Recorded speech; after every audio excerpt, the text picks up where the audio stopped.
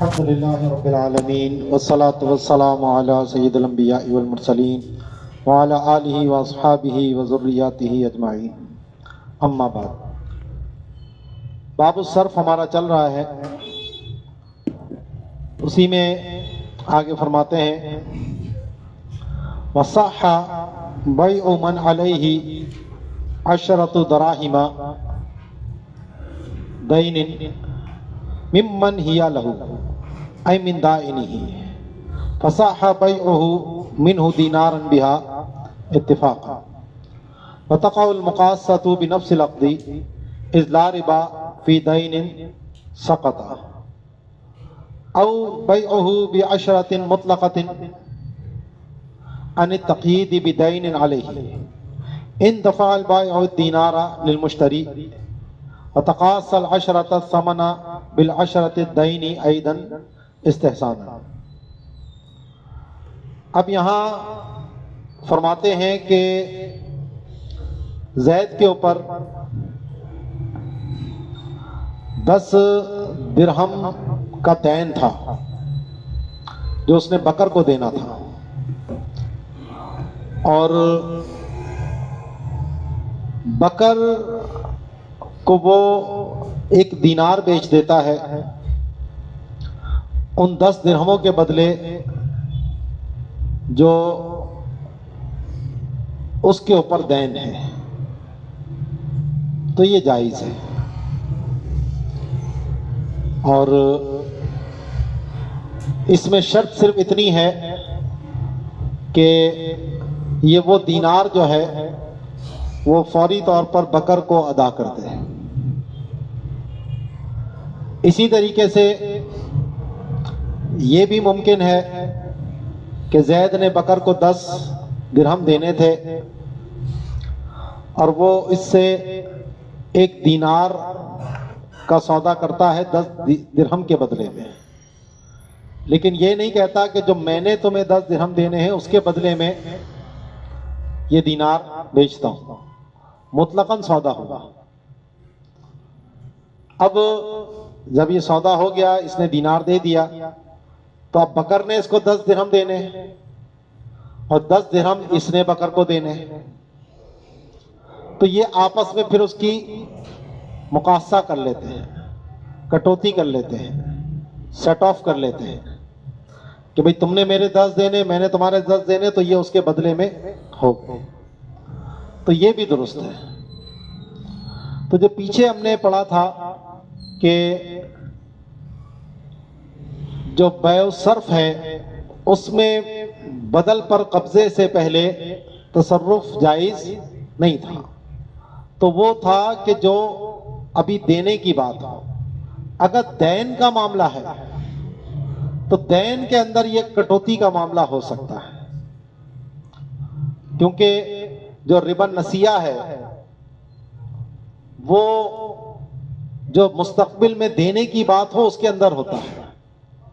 जो माजी में हो चुका है, जो दैन साकित किया जा रहा हो, उसमें रिबन नसिया नहीं होता, क्योंकि उस पर तो कब्जा पहले से ही है। क्योंकि नसिया का मामला तो था उधार में कि वो हो भी या ना भी हो सके।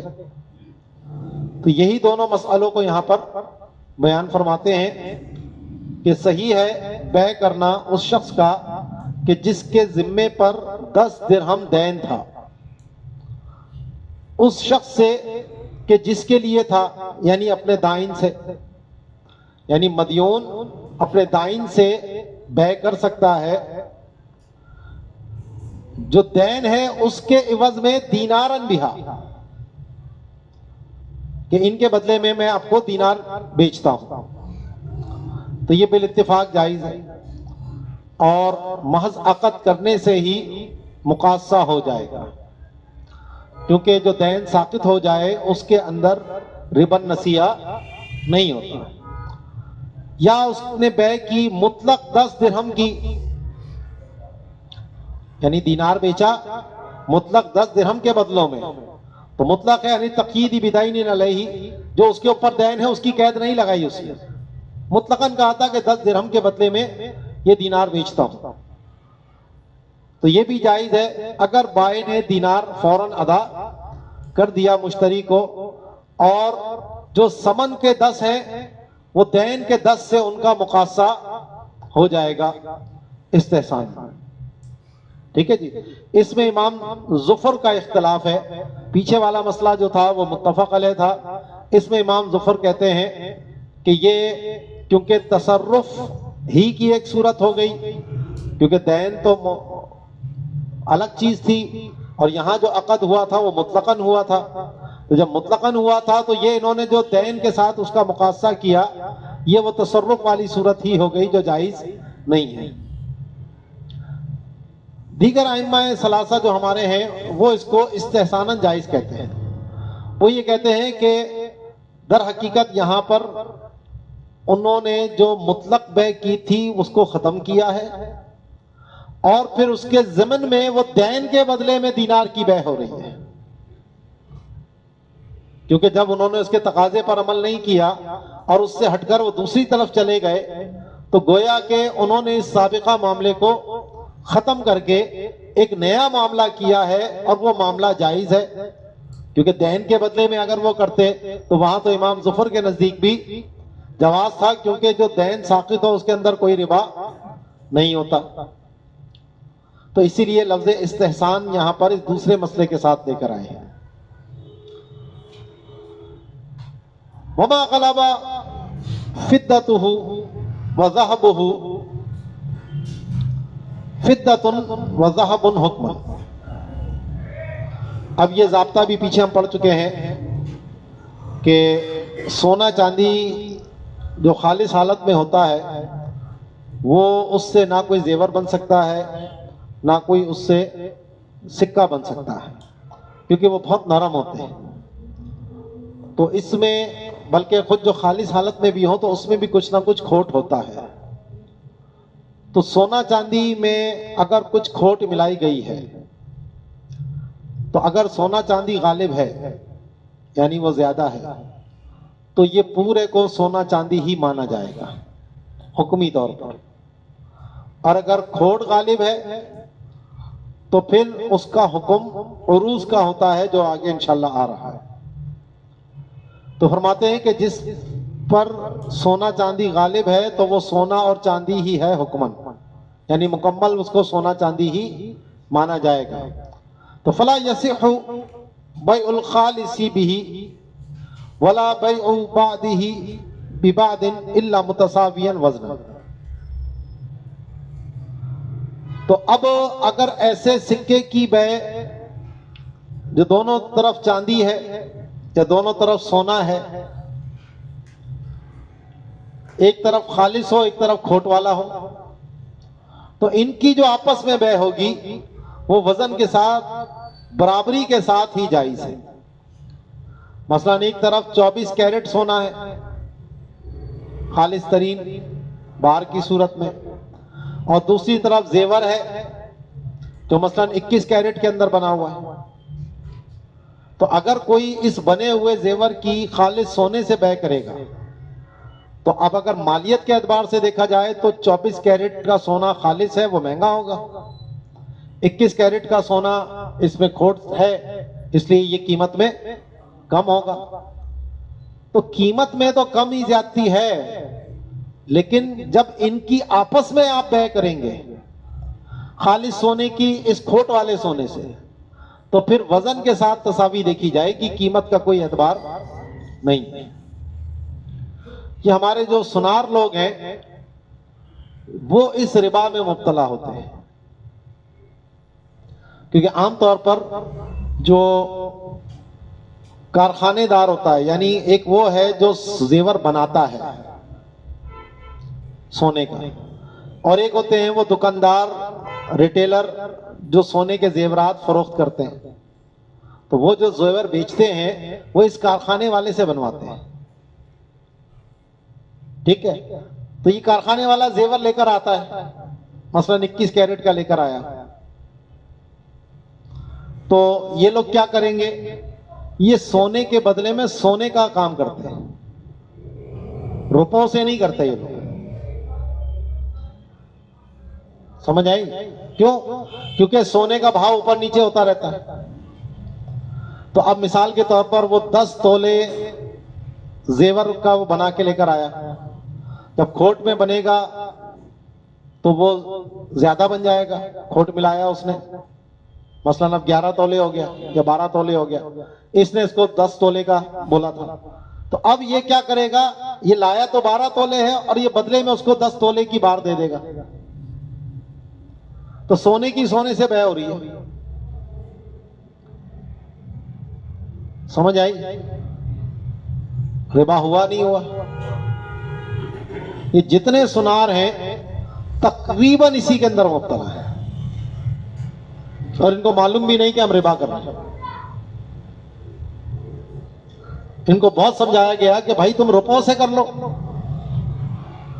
नहीं जी, वो रुपए जो है वो तो कीमत ऊपर नीचे हो जाती है, तो भाई डॉलर से कर लो।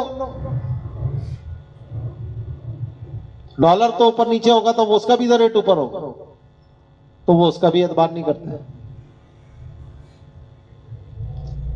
तो बहरहाल ये नाजायज और गुनाह है कि जब सोने की सोने के साथ वह होगी तो वजन के साथ तसावी है।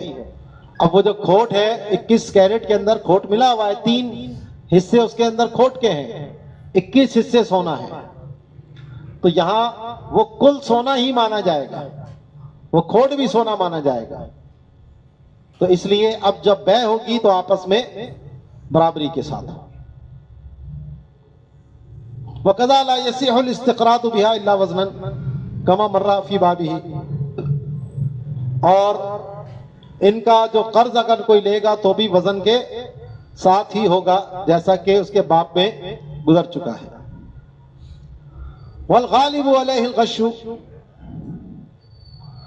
मिनहुमा फी हुक्म उरूदिन एतबारन लिल गालिब। अब जिस पे खोट गालिब है, मसलन कोई जेवर है 10 कैरेट का है, इसमें 14 हिस्से खोट हैं और 10 हिस्से सोना है।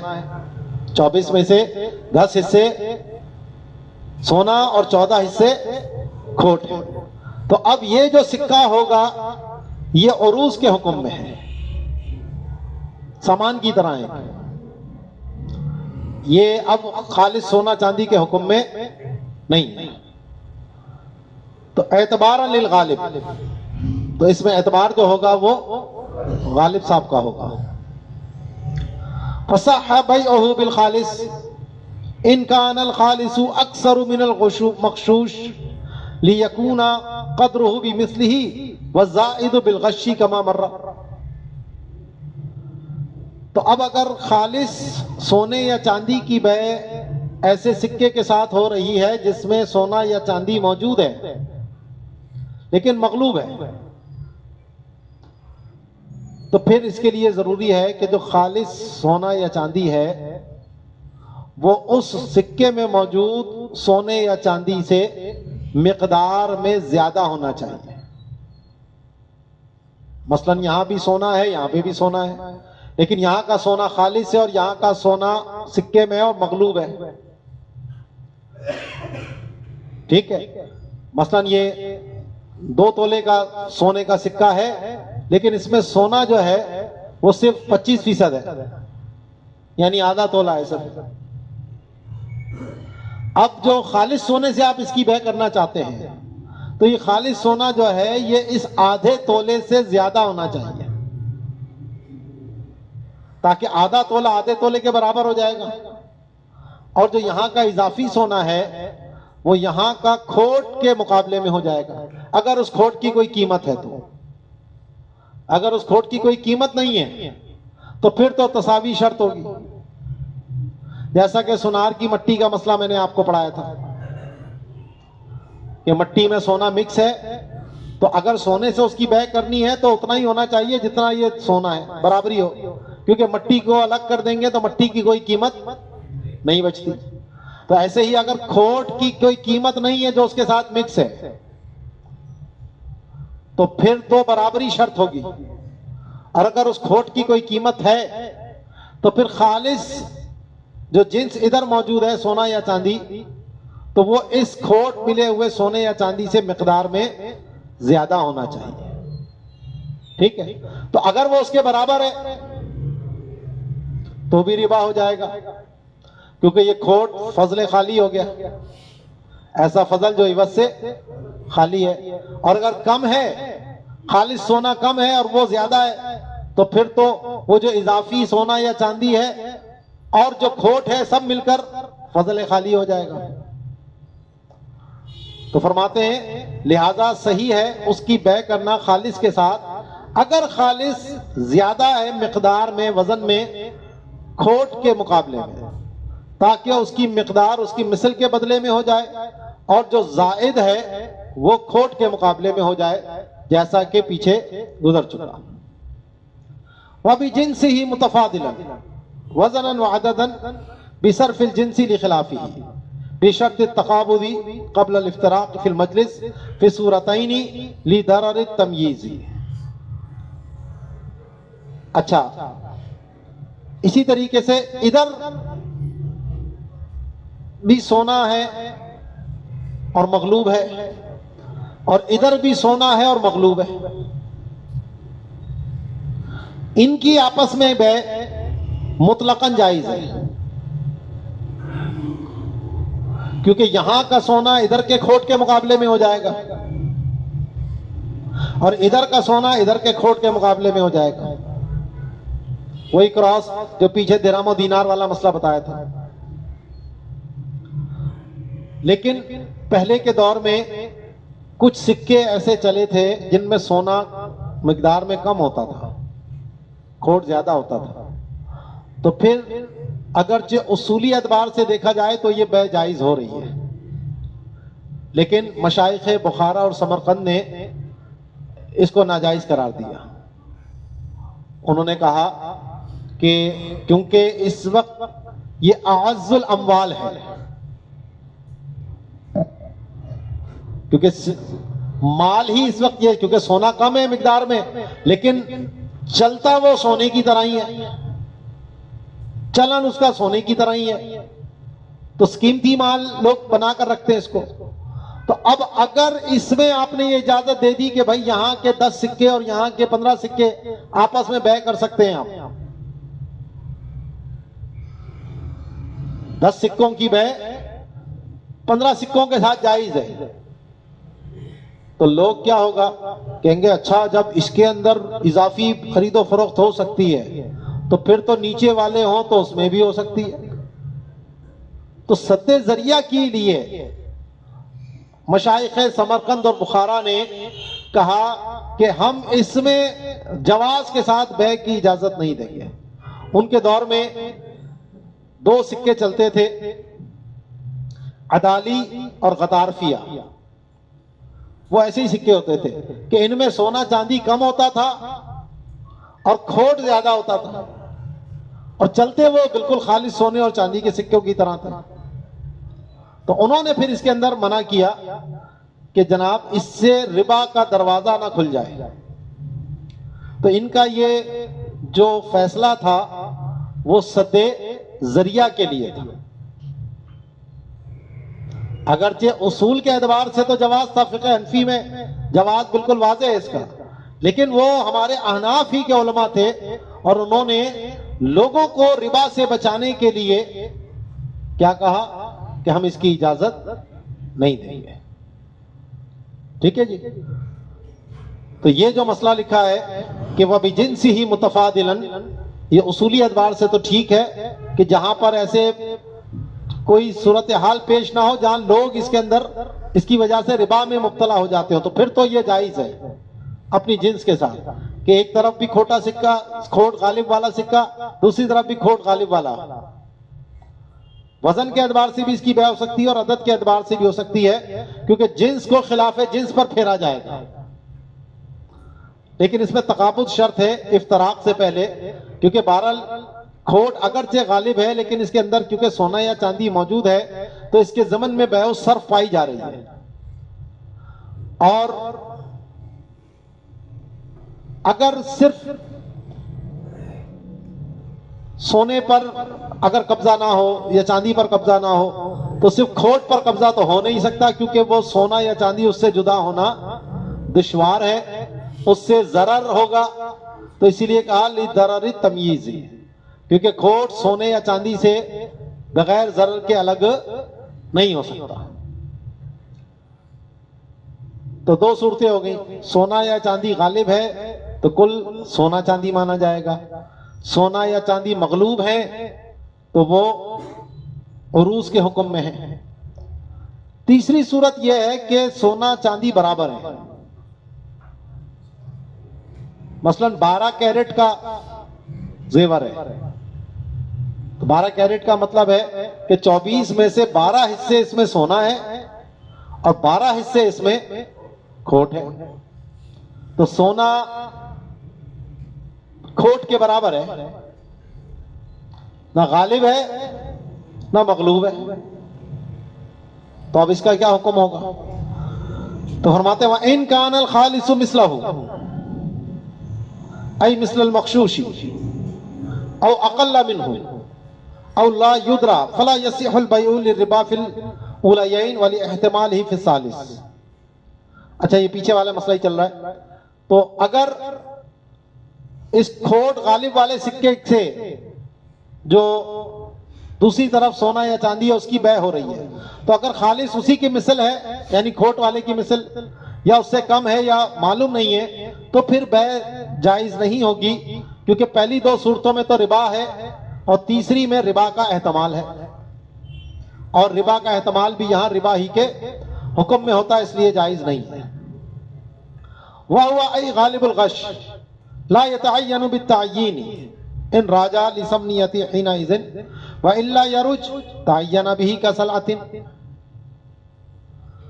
तो फरमाते हैं कि जिसमें सोना चांदी मगलूब है और खोट गालिब है, तो अगर तो वो बतौर समन के चल रहे हैं तो फिर तो उनको समन का हुक्म होगा, और समन का हुक्म क्या है कि वो मुतय्यन करने से भी मुतय्यन नहीं होते। लेकिन अगर वो उनका रिवाज नहीं है, चलन खत्म हो चुका है, तो फिर वो सामान के हुक्म में है, वो मबी के हुक्म में होंगे, और मबी आपको पता है कि मुतय्यन करने से मुतय्यन हो जाती है। तो फरमाते हैं कि ये यानी जिसमें खोट गालिब है ये मुतय्यन करने से मुतय्यन नहीं होगा अगर उसका रिवाज है, क्योंकि उस वक्त इसको समनियत है, वो बतौर समन के है, और समन मुतय्यन करने से भी मुतय्यन नहीं होता। और अगर वो रवाज नहीं है उसका तो फिर वो मुतय्यन हो जाएगा जैसा कि समान होता है। वह इन कबीलहुल बादु, अगर ये सिक्का जिसमें खोट ज्यादा है बाज लोग कबूल करते हैं और बाज कबूल नहीं करते, और ये इसके जरिए बै करना चाहता है, इन सिक्कों के जरिए, फ़क़ज़यूफ़, तो ये खोटे सिक्के की तरह है। तो खोटे सिक्के में बताना जरूरी है कि जनाब ये खोटे हैं, और फिर सामने वाला लेने पर राजी है तो ठीक है। तो इसलिए फरमाते हैं फ़यतअल्लक़ुल अक़्दु बिजिन्सिही ज़ैफ़न इन अलिमल बाइउ बिहालिही। तो जनाब अक़द का ताल्लुक फिर खोटे की जिन्स के साथ होगा, अगर बाए को उसका हाल मालूम है तो फिर खोटे ही देने होंगे। व इल्ला, और अगर बाए को मालूम नहीं है, फ़बिजिन्सिही जय्यदन, तो फिर ये खोटे सिक्के नहीं दे सकते, बल्कि बदले में क्या देना होगा? खरा सिक्का देना होगा। ठीक है जी। वसअल मुबायअतु वल इस्तिक़रादु बिमा यरूज मिन्हु अमलन बिल उर्फ़ि फ़ीमा ला नस्स फ़ीही फ़इन राजा वज़नन फ़बिही औ अददन फ़बिही औ बिहिमा फ़बिकुल्लिम मिन्हुमा। तो कहते हैं कि बै करना और कर्जा देना, अब इन सिक्कों में जिसमें खोट गालिब है, तो जिस चीज के साथ भी इसका रिवाज हो उसके साथ जायज है, क्योंकि सोना चांदी में तो नस मौजूद है, बाकी दीगर जितनी चीजें हैं उनमें उर्फ का एतबार होता है। 6 चीजों पे नस है ना, बाकी चीजों में क्या है? उर्फ है। उर्फ में अगर मौजूनी है तो वजन से देखेंगे, अददी है तो अदद से देखेंगे, और दोनों से है तो दोनों से चल जाएगा। तो इसीलिए फरमाते हैं कि अगर उसका रिवाज वजन से है तो वजन के साथ बय होगी, या कर्जा लिया है तो वजन के साथ ही वापस करना होगा, और अगर अदद के साथ है तो अदद के साथ ये मामलात होंगे, और अगर दोनों के साथ है तो दोनों हो सकते हैं, अदद से भी हो सकता है और वजन से भी हो सकता है। ठीक है जी। अब तीसरी सूरत आगे, वल मुतसावी ग़श्शुहु व फ़िद्दतुहु व ज़हबुहु, कि जिसमें सोना चांदी बराबर है और खोट भी बराबर है। तो फ़क़ ग़ालिबिल फ़िद्दति व ज़हबी फ़ी तबायुइन व इस्तिक़राद। तो अगर बै का मामला है या कर्ज लेने देने का मामला है तो इसमें तो ये खालिस सोने चांदी के हुक्म में है, उसमें तो ये खालिस सोने चांदी के हुक्म में है। लेकिन जो अगर बै सर्फ का मामला होगा तो उसमें गालिब खोट के हुक्म में होंगे, जो पीछे वाला भी हमने पढ़ा है। तो तसावी में क्योंकि दो जिहतें हैं, सोना गालिब भी नहीं है और सोना मगलूब भी नहीं है, तो बै और कर्ज के मामले में तो इनको सोने के हुक्म में रखेंगे, लेकिन सर्फ के मामले में इसको खोट गालिब है उस हुक्म के अंदर रखेंगे। तो फरमाते हैं कि गालिबिल फ़िद्दति व ज़हबी फ़ी तबायुइन व इस्तिक़रादिन, तो बै और कर्ज के मामले में तो ये खालिस चांदी के हुक्म में है। फलम याजुज़ इल्ला बिल वज़न, तो अब अगर यहां बै होगी तो फिर ये वजन के साथ ही होगी, कर्ज है तो वजन के साथ ही होगा। इल्ला इज़ा अशारा इलैहिमा कमा फिल खुलासती, मगर ये कि जब ये इशारा कर देंगे भाई इसके बदले में दे दो, तो भाई इशारे से तायीन हो गई, काफी है। तो खालिस भी होते तब भी ये हुक्म था इसका। व अम्मा फिल सर्फी फ़क़गालिबि ग़श्शिन, तो अगर बै सर्फ का मामला है जहां तक, तो इसमें ये गालिब गश के हुक्म में है कि जिस पे खोट गालिब है। फ़यसिहु बिल एतबार अल मार्री, तो पीछे जो अभी हमने पढ़ लिया कि अगर इसकी खालिस के साथ बै हो रही है तो फिर वो खालिस ज्यादा होना चाहिए मिकदार में जो इस खोट के अंदर मौजूद है। ठीक है ना, ताकि वो बराबर हो जाए और जो इजाफी है वो उस खोट के मुकाबले में आ जाए। अब आगे जो मसला है ये पीछे हम पढ़ चुके हैं, तकरीबन 2 मरतबा मैं आपको पढ़ा चुका हूं ये मसला, कि अगर समने इस्तिलाही का चलन खत्म हो जाए या उनका मार्केट में शॉर्टेज हो जाए तो फिर क्या हुक्म है। याद है मैंने एक नक्शा बनवाया था आपको, इमाम साहब का मौक़िफ़, इमाम अबू यूसुफ का मौक़िफ़ और इमाम मोहम्मद का मौक़िफ़। तो बिल्कुल वो चीज़ यहाँ पर अब आ रही है। पहले वहाँ हमने बै के अंदर पढ़ी थी, ये सर्फ के अंदर उसी बहस को दोबारा मतन के अंदर नकल कर रहे हैं। ठीक है, वो दिमाग में उसको ताज़ा रखें कि समन जो है या तो समन खल्की होगा या समन इस्तिलाही होगा। अगर समन खल्की है और उसके चलन में कोई फर्क आ जाए या कीमत में कोई कमी या इजाफा हो जाए तो इससे बै पर कोई फर्क नहीं पड़ता, क्योंकि उसकी समनियत लोगों की इस्तिलाह से नहीं है। अगर वो सिक्के के तौर पर चलन खत्म भी कर दें तो भी सोना चांदी की जो मालियत है वो बाकी रहती है, तो जो तय हुआ है वही देना होगा। और अगर समने इस्तिलाही था और उसका चलन खत्म हो जाए तो इमाम आजम के नजदीक बै क्या हो जाती है, बातिल हो जाती है, क्योंकि जनाब वो बिला समन के बै रह गई तो बै का एक रुकनी खौफ फौत हो गया, बै बातिल हो जाती है। अगर कब्जा नहीं हुआ तो खत्म हो गया मामला, और अगर कब्जा हो गया तो मबी बाकी है तो वापस करेगा, और अगर मबी को खर्च कर चुका है तो मिसली है तो मिसल देगा, नहीं तो उसकी कीमत देगा नए सिक्के से जो भी बनेगी। और इमाम अबू यूसुफ और इमाम मोहम्मद के नजदीक बै बाकी है और उस सिक्के की जो कीमत थी वो अदा की जाएगी। अब इमाम अबू यूसुफ के नजदीक बै वाले दिन की कीमत देखेंगे और इमाम मोहम्मद के नजदीक जो आखिरी दिन था चलन का, उस दिन की कीमत देखेंगे। और फतवा इस मामले में किसके कॉल पर है? ठीक है ना। इसी तरह अगर कीमत में कमी ज्यादती हो जाए तो इमाम साहब और इमाम मोहम्मद के नजदीक तो हुक्म वही रहेगा जिसने पे अकद हुआ है, लेकिन इमाम अबू यूसुफ के नजदीक ये भी दूसरी करेंसी से उसकी कीमत लगाएंगे, यानी सोना है तो चांदी से लगाएंगे, चांदी है तो सोने से लगाएंगे। और दो जगह पर वहां पर भी कहा कि फतवा जो है इमाम अबू यूसुफ के कौल पर है। ठीक है ना। तो वही सारी चीज यहां पर आ रही है। तो फरमाते हैं इश्तरा शैयन बिही बिगालिबिल गशी व हुवा नाफिकुन औ बिफुलूसिन नाफिकतिन, कि कोई चीज खरीदी ऐसे सिक्के से कि जिसमें खोट गालिब था या जिसमें सोना चांदी मौजूद ही नहीं है, फुलूस से, लेकिन वो चलन था उनका।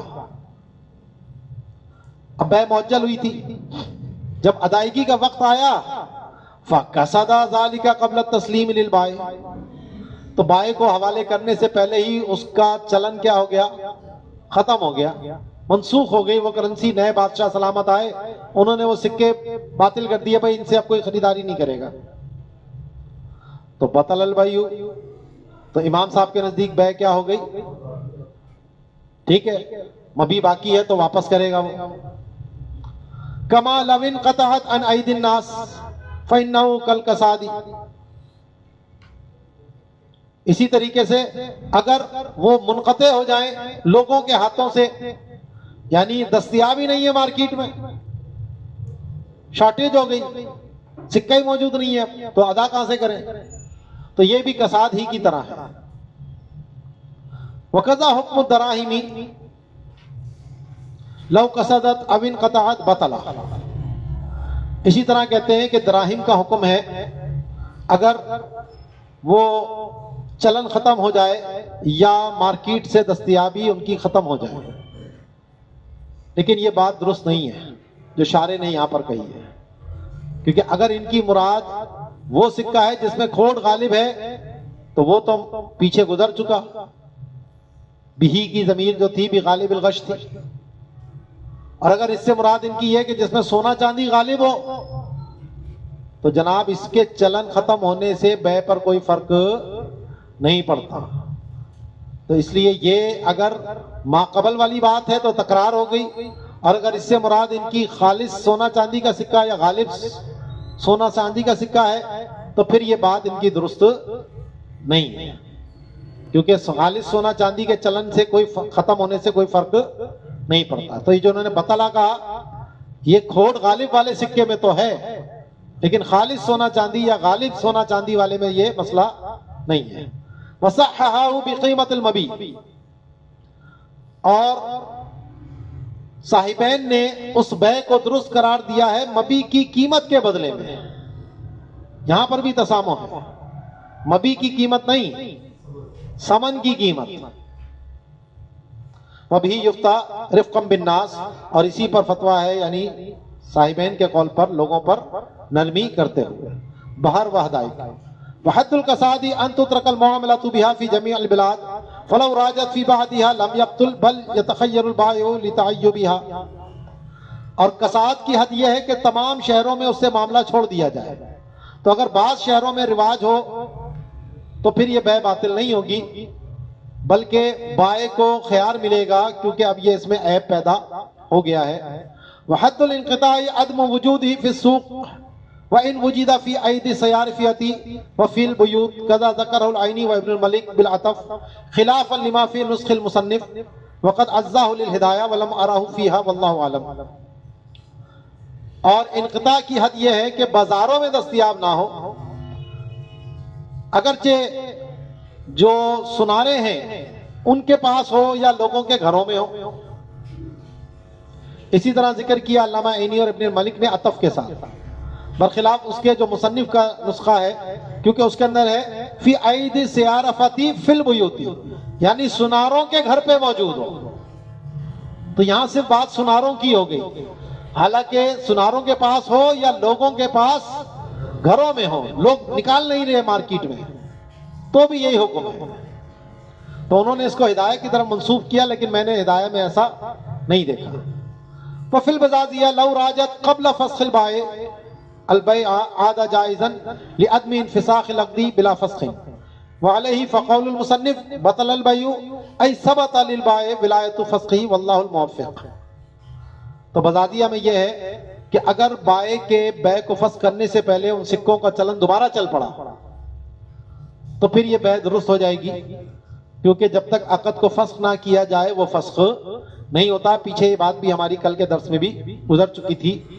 तो इसके ऊपर फिर जो मातिन ने बतला का लफ्ज कहा है तो उसकी मुराद यह है कि सबत लिल बाय विलायतु फ़स्ख़िही, कि बाय को उस अक़द के फस्ख करने का इख्तियार हासिल हो गया है। अल्लाह ही तौफीक देने वाला है। वक़य्यदा बिल कसाद, यहां कैद लगाई बै बातिल होने की कि उसके अंदर चलन खत्म हो गया हो। लिअन्नहु लौ नक़सत क़ीमतुहा क़ब्ल अल-क़ब्दी, कि अगर उसकी कीमत में कोई कमी आ गई कब्जा करने से पहले, फल बै वाला हाल ही इजमान, तो बै अपने हाल पर है इजमान। इसमें इमाम अबू यूसुफ के दो कौल थे, तो ये इजमान उस पहले कौल के मुताबिक है, वरना दूसरे कौल में तो कमी ज्यादती होने से भी बै में फर्क पड़ जाता है। वला यतखय्यरुल बाय, और बाय को कोई इख्तियार नहीं होगा। अच्छा, वो इजमान इस एतबार से कि बै बातिल नहीं है, तो बै बातिल तो वाकई इस पे तो इजमा ही है सबका। फ़अक्सुहु लौ गलत कीमतुहा वज़दादत फ़क़दल बै वला हालिही वला यतखय्यरुल मुश्तरी। इसी तरह अगर उसकी कीमत ज्यादा हो जाए तो भी बै अपने हाल पर है और मुश्तरी को कोई ख्यार नहीं मिलेगा। वह युतालबु बिनक़दी ज़ालिकल मयार अल्लज़ी काना वक़ा वक़्तल बै'i फ़त्ह, और मुश्तरी से मुतालबा किया जाएगा उतने ही वजन का जिस वक्त बै वाक़ हुई थी उसके मुताबिक। तो कीमत के कम ज्यादा होने से कोई फर्क नहीं है, जितने वजन पे बै हुई थी, जितने सिक्कों पर बै हुई थी, उतने सिक्के अदा करने होंगे। वक़य्यदा बिक़ौलिही क़ब्ल तस्लीम, और यहां पर इन्होंने ये कैद लगाई थी कि तस्लीम से पहले हो, हवाला करने से पहले हो। लिअन्नहु लौ बाअ दल्लालुन व कज़ा फ़ुज़ूलियुन मता अल गैरि बिगैरि इज़्निही बिदराहिम मालूमातिन वस्तौफ़ाहा फ़क़सदत क़ब्ल दफ़इहा इला रब्बिल मताइ ला यफ़सुदुल बैउ लिअन्न हक़्क़ल क़ब्दि लहू ऐनी व गैरुहु। तो कब्जे से पहले की बात है, क्योंकि अगर कब्जा हो चुका है उसके बाद अगर कोई मसला होता है तो फिर बै पर कोई फर्क नहीं पड़ेगा। इसकी मिसाल इन्होंने ये दी कि ब्रोकर के साथ बै की और ब्रोकर को अदायगी कर दी थी, लेकिन ब्रोकर ने अभी मालिक को पैसे नहीं दिए वो, और चलन खत्म हो गया सिक्कों का, तो अब बै पर कोई फर्क नहीं पड़ेगा। वो ब्रोकर साहब वापस नहीं दे सकते अब इसको, क्योंकि आकिद कौन था? ब्रोकर था। वसूल करने का हक किसका था? ब्रोकर का था। तो अब उसने मालिक को दिए या नहीं दिए वो इसका और मालिक का मामला है। ऐसे ही फजूली के अंदर अगर बै फजूली थी मालिक की इजाजत के बगैर और इसने उसको फजूली को अदा कर दिए पैसे और मालिक ने इजाजत दे दी बै की, तो अब ये बाद में इजाजत देना ऐसा ही है जैसा कि पहले इजाजत देना। तो अब जब इस फजूली साहब ने कब्जा कर लिया उन सिक्कों पर, अब अगर चलन खत्म हो गया तो इससे कोई फर्क नहीं पड़ता।